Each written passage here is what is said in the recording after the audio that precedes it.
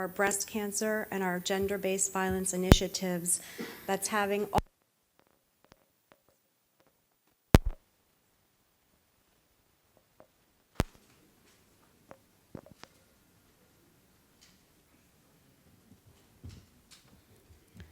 Hello everybody. I'm aware the people here are already doing remarkable work in this department. So nothing that I will say will be new to you, but I'm really glad to be here as a representative of one of the oldest film industries in the world, where today films are being written for women and making money at the box office and changing a few perceptions that maybe only cinema can change, reaching the lowest common denominator. And I'm fortunate to be sharing the panel with people who have given their lives for the cause of compassion for total strangers. I think women's issues will remain women's issues till they are no longer issues, because nobody ever says men's issues, you know.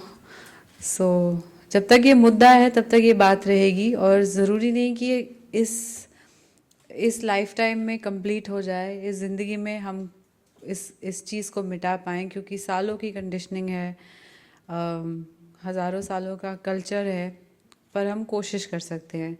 और अगर मेरी माँ की life अपनी माँ से बेहतर हो सके और मेरी लाइफ मेरी माँ से बेहतर हो सके, then we have achieved something. Thank you.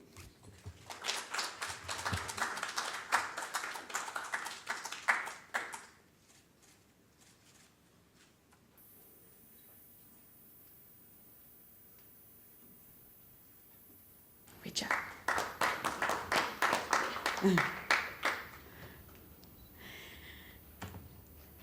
And last, but certainly not least, I'd also like to introduce... For a living. Thank you, everyone, for being here. So I first wanted to start with the Justice Institute. What is the Justice Institute? And Christine, why did the Avon Foundation decide to become involved with this initiative? Sure. Well, Avon is the company for women. For 130 years, we provided, as Rahul mentioned, the economic opportunity all across the world. The Avon Foundation focuses on issues of most importance to women and their families: breast cancer and gender-based violence. Nothing more important than those two to our women, to our customers, to the communities that we serve. Or whether you're in Italy, the UK, or the United States, violence against women is happening. There are all forms of violence that are taking place. It's not unique to one culture, one religion, one economic group. It's everywhere. The Avon Foundation, we launched our Speak Out program because we want to give women a voice to be able to talk about these issues. It's very scary, as we know. It's hard to remember at all times who we're here to serve and how to hold batterers accountable. The countries that we select have excellent laws. There are laws in place. Are they being implemented properly? And how can we help facilitate that conversation? So as the funder, all across 70 markets, we want to be... What is the impact of it? Has the different stakeholders that it's trying to bring together on one platform is very, very... During the period of 3 days, it also gives us the platform to listen to people. And I think that is something lacking, because sometimes we all think we know it all. And when we begin to think we know it all, it's impacting negatively the community which is most affected, because nobody's hearing her.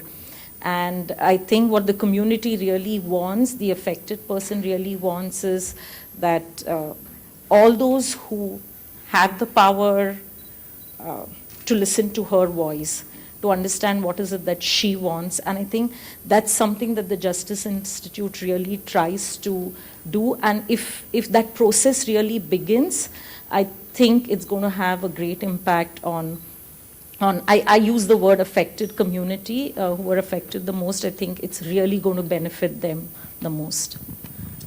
Thank you. Gigi, talk to me about how you pick. As a broad network of women leaders and outstanding male leaders all around the world that do impactful and innovative work in their own communities.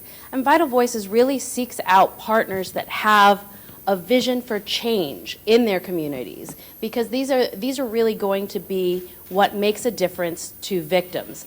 Here in India, we have just such a wealth of amazing partners. We have Preeti, we have Ravi and his brothers, we have Judge Swati Chauhan, who joined us in planning, as well as Save the Children India, which was able to also connect us to the Department of Child and Women Development. And of course, we have the support of our friends at Avon and the U.S. Department of State. And it's really these kinds of partnerships coming together, bringing together these powerful leaders that have a vision for what's needed in their own communities to improve the life within their community for their own people that is going to drive change. These are the people who are showing innovative ideas that we want to partner with and that we seek out around the world. So you mentioned innovation and sort of participants and service providers that have a vision for change, a vision for the future. Ravi, I think ironically, men being involved in and of itself is visionary, and unfortunately. The huge amount of work on gender-based violence and other issues, implementation of laws, strengthening of legislations, have all impacted the cities, and it's still, we have all the bad news coming out from the cities.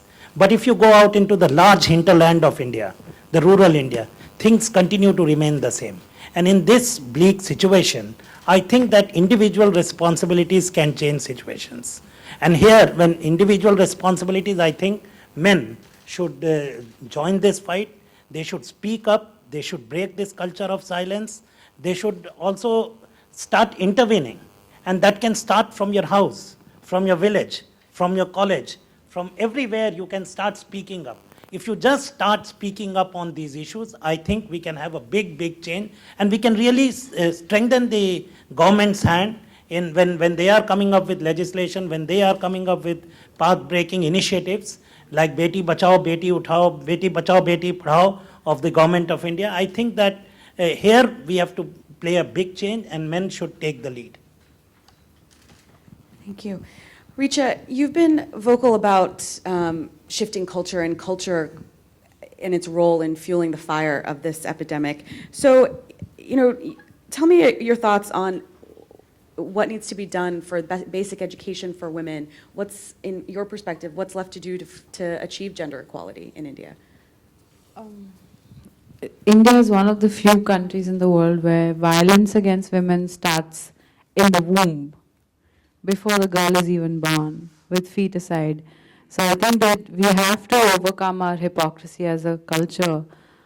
एक तरफ तो हम नवरात्रि मनाते हैं, 9 days of fasting for the goddess, there's Durga Puja, there's all kinds of goddesses in India that are worshipped and praised, perhaps more than other cultures. But when it comes to our women, our daughters, wives, mothers, sisters, we have a completely different standard, and that's something that's baffled me since I was a child. More than educating the girls know that they are at par. We have to give them confidence that they can do whatever they want in the world. It's also about educating the men to not treat the women any differently, because it starts from there. It starts from the patriarch or the person in charge of this power who's condemning everybody else to a certain way of life. And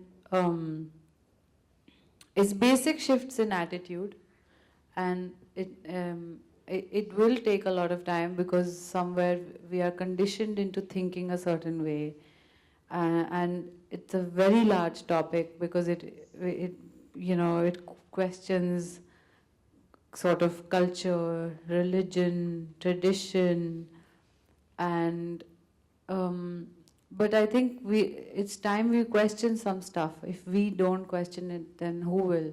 If somebody from outside questions it, then we get defensive, but we must question our own culture and use the best aspects of it. Like if goddess worship is your thing, that's the best aspect of your culture, then truly live it in every form, every way that we can.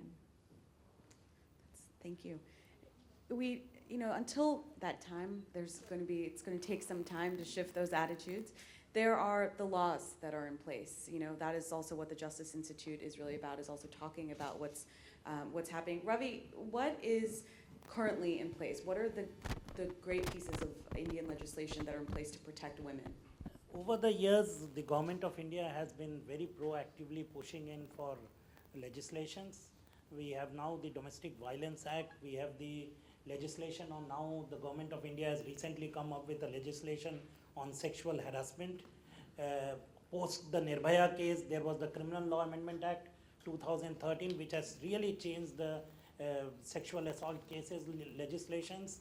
We have also strengthened our Juvenile Justice Care and Protection of Children Act. We are now on the verge of having a law on surrogacy, which will really empower women. So over the years, the government of India has been really pushing hard to come up with these new legislations. And also we are recently now on the verge of having a law on human trafficking, a comprehensive legislation on human trafficking, which will really look into the aspects of victim protection, victim support. The government of India has also made a major shift into how we think about on violence against women issues, because when women get violated, there is a violation of their fundamental rights. And when there is a violation of fundamental right, the state is liable. So the government of India has also put into place victim compensation scheme, which really supports women who have faced violence. The government of India, under the orders of the Supreme Court, has given compensation scheme for acid attack victims. So the government as well as various state governments have done a great amount of work. We have to still do a lot of work, but I think that these legislations are in place, and we have to see that the major issue which is to implement those legislations. But clearly, I think there's something that is left to be done. So, Priti, what can still to be put into place? Frankly speaking, I don't think we need more laws at this stage. I think we need to concentrate on implementation. We need to concentrate on how sensitive we are when we are trying to ensure justice for this victim. Because laws are in place, but they're not unfolding the way we want it to unfold from the victim-centric point of view. So I think that's something that we really need to look at. Fortunately for us, there's been a lot of civil society participation every time a legislation has come into place. And because there was civil society participation, I'm taking credit for it. I mean, giving credit to the civil society, which is very true. The attempt when every law came in place was we've tried to give a role to many stakeholders.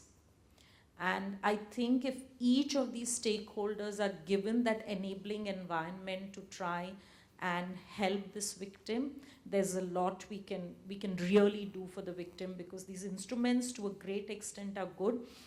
And I feel that unless and until we do not see how they are unfolded and we do not see what is working and what is not working, I feel at this stage we should not push for more legislations. And like I said earlier, I strongly feel that this the sensitivity that we need to show, whereby thinking we are compassionate, sometimes we end up re-traumatizing the victim. She's undergoing secondary trauma because of the way other actors are performing in the process of giving her justice or in the process of rehabilitating her.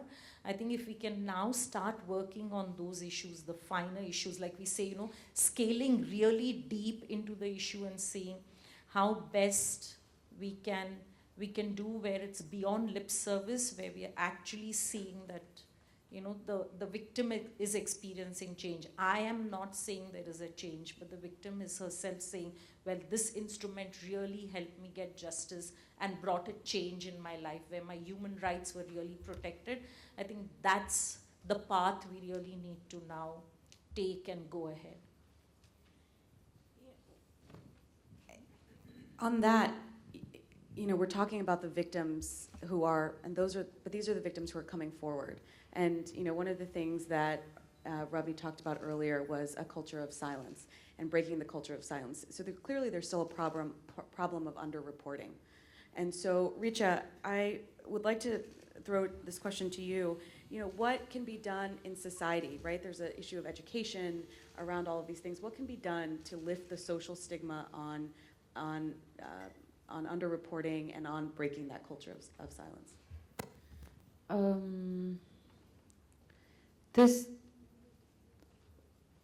There is definite underreporting because it is seen as a loss of dignity and honor.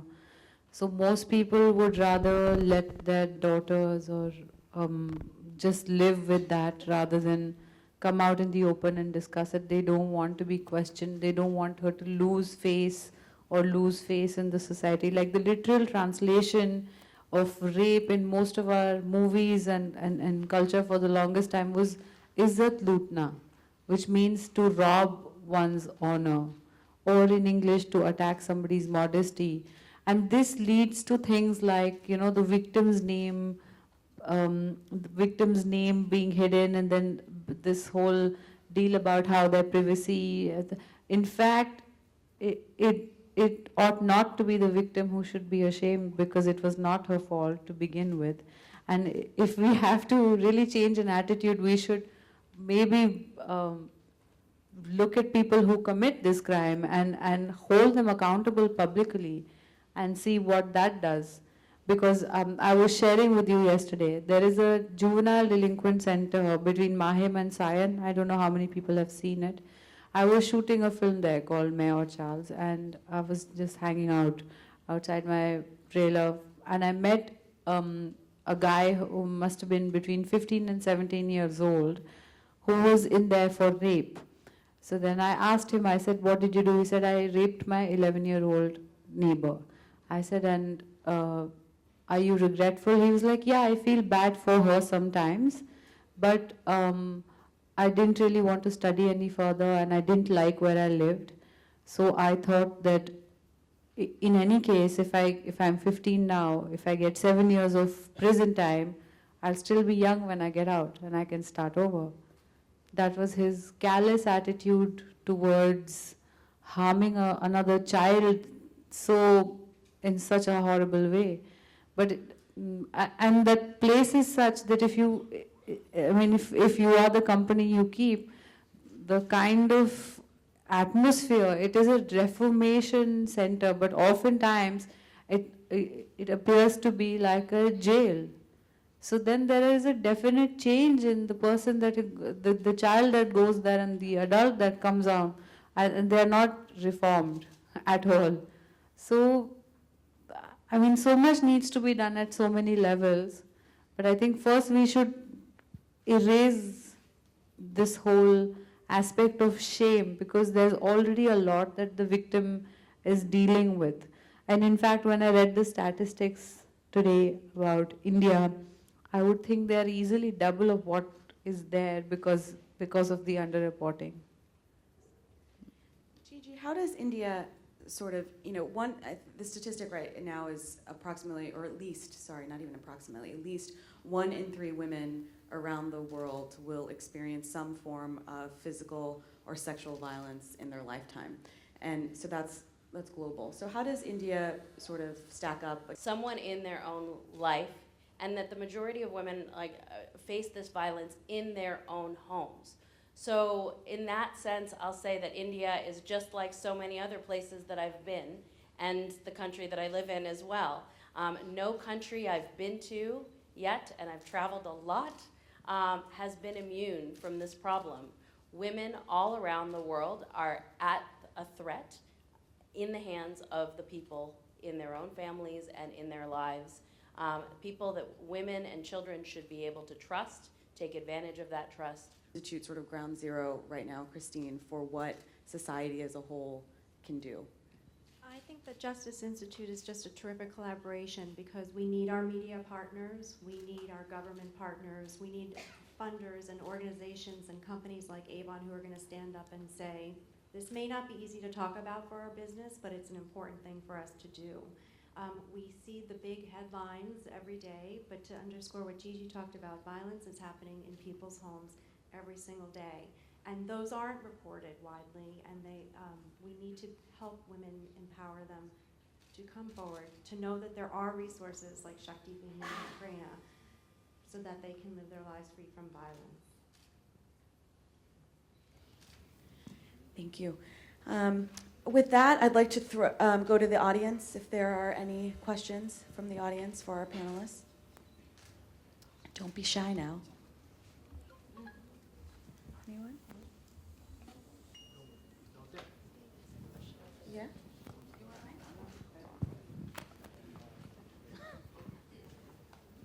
Thank you so much, and I really appreciate all the dignitaries coming up to speak up on such a topic, which is every time which has been discussed about a lot of NGOs, a lot of journals have been publishing the stories, but when it comes to reality, I mean to say, is it real that nothing has been done so far? As Richa mentioned that in a country where goddesses are worshipped, but when it comes to government, all the governments, they have been trying their means on paper or on speaking of, but when it comes to practically, do you think nothing has been done so far?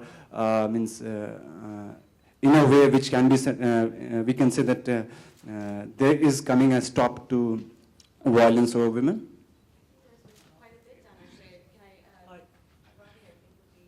I think the problem is so huge that the government initiatives need to be supported with public support also is required. Implementation of law is an important issue. We have a lot of legislation, but implementation and budgeting and funding of those legislation continues to remain problems. We have done a lot of things like, especially for delivery of justice, special courts, creation of children courts, all of these things have been done, but I think that we need to do a lot. We are a big, huge country, and we have to strengthen these initiatives at the district level. We may have a special court in Mumbai, but in some special court in Bastar district, that's not there. So we have to invest a lot. The government has to do a lot in terms of implementation of these legislations. Child-related legislation, women's issues-related legislation, building infrastructure for the judiciary, infrastructure for the law enforcement. We continue to remain crucial about the law enforcement responses. They are least prepared and sensitized to work on these issues of women, violence against women. So training of law enforcement is an important issue, training of the judiciary, sensitization. We have to do a lot of work, and I think that the government has been doing it. It's slowly increasing its commitment on these issues, and we have to supplement it. But finally, I think that each and every individual can help in this fight.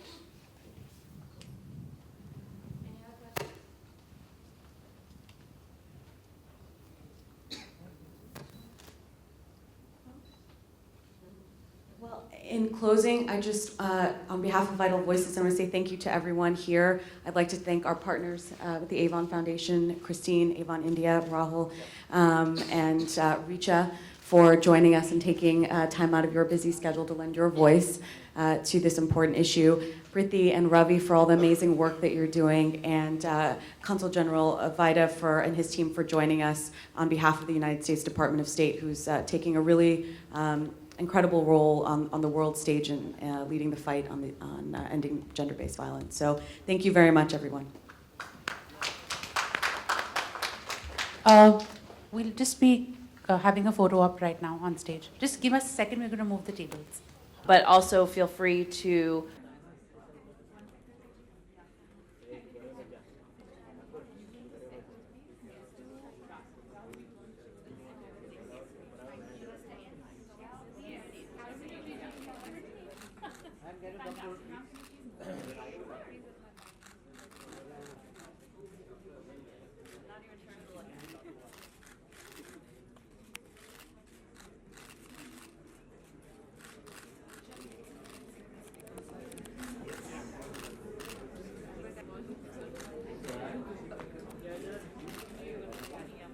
ले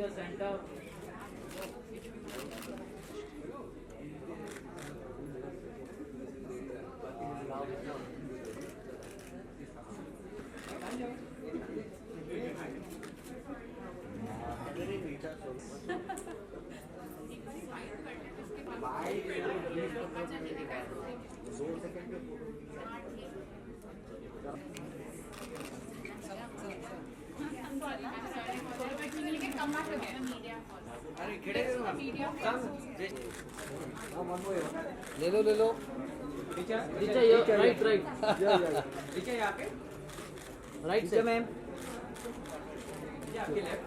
thank you you're right thank you please thank you okay अरे थम बना चलो Okay, thanks guys. I need the meeting. बोलिए बोलिए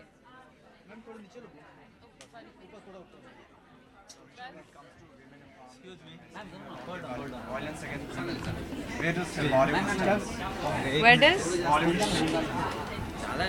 I think Bollywood is not one entity. There are many people and they have different views.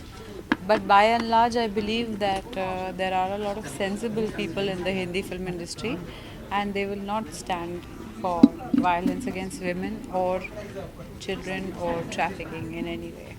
But there have been like intellectuals who belong to NGOs and belonging to writing for the other journals. They have been saying continuously that Bollywood is the thing who represent women in a way of in a quite obscene way, and that is they just make Bollywood responsible for all this. No, it's easy to blame Bollywood. It's easy to blame the films for what is going wrong in society, but you can't do that. Life imitates art and art imitates life. It's a vicious circle. True that not all Bollywood films always depict women in the best light, but to counter that, we have more than enough films that also spread awareness about women, about their rights, about their sexuality, about their dignity, and I think that balances it out. And having said that, and one can only strive to be more responsible in the future. You can't undo things that happened before you were born.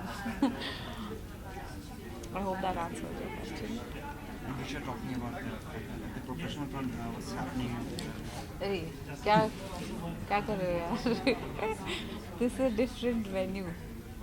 Just to come up here and say what are the projects you're busy with? I'm very busy, which is why I think we should talk about females first, gender violence.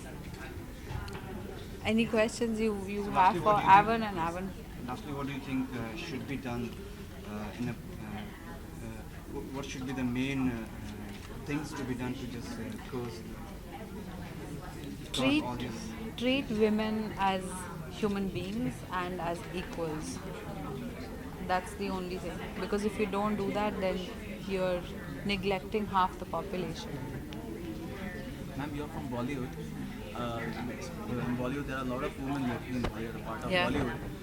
Especially according to Bollywood, do you really think there are any kind of challenges or any such kind of instances which women face in Bollywood? I think it's difficult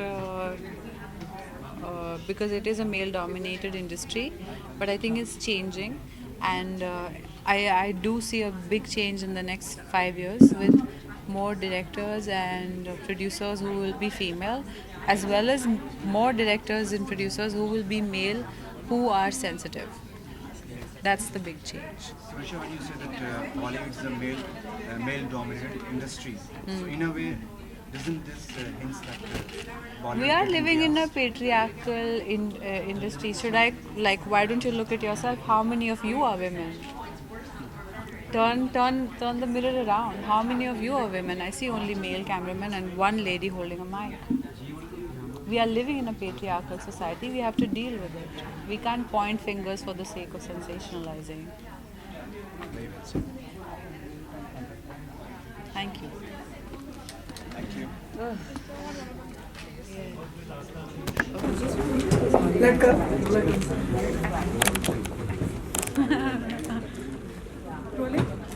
And I think they're doing an amazing job. I've never really come across a brand that has been so involved, encouraging women to be self-sufficient. They have a multi-level marketing business model, and that by itself encourages people to take initiative and get out of abusive relationships because they're financially dependent. So I think that's where it starts. So, how do you think the Vital Voices and the Avon how are they going to collaborate together and form a difference in the society of India? So Avon has funded now our second Justice Institute in India, and we hope to convene many more, and it's just in 70 markets. India, Italy, the by Avon funding these organizations to come together, we rely on our Avon partners. We rely on celebrities. She's taking the time out of her schedule to talk about how important this issue is. Not many people want to talk about it because it's not easy.